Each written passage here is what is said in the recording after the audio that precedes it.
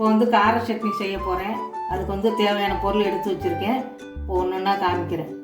கடுகு உளுந்து 1 ஸ்பூனு, வறுத்த நிலக்கடலை பருப்பு ஒரு ஸ்பூனு, 7 வரமிளகா, கொஞ்சம் வறுக்கிறதுக்கு எண்ணெய், கொஞ்சம் மல்லி, பூண்டும் புளியும் எடுத்து வச்சுருக்கேன். பூண்டும் புளியும். இது வந்து கல் உப்பு 1 ஸ்பூன். இது பூரா இப்போ வந்து 1 ஸ்பூன் எண்ணெய் ஊற்றுறேன். எண்ணெய் சூடானோடனே உளுந்து போட்டிருக்கேன்.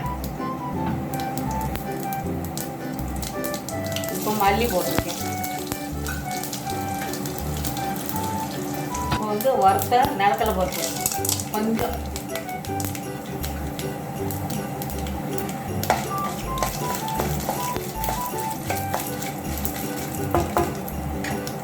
இப்போ வந்து வரமிளகாய்,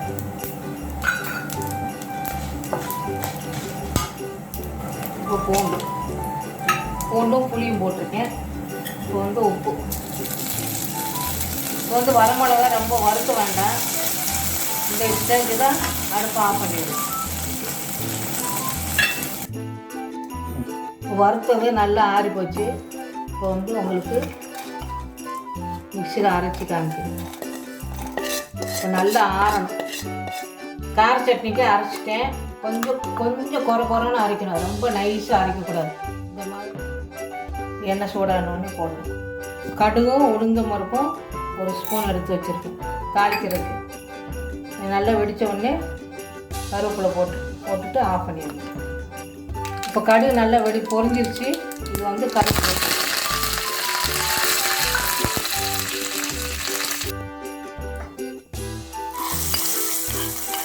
இப்போ தாளிச்சதை ஊற்றிட்டேன். இப்போ 1 ஸ்பூன் நல்லெண்ணெய் ஊற்றிருக்கேன். நல்லெண்ணெய் ஊற்றினா தான் இந்த சட்னிக்கு வந்து நல்லா டேஸ்ட்டு கொடுக்கும். வந்து இந்த மாதிரி ரெடி ஆயிடுச்சு.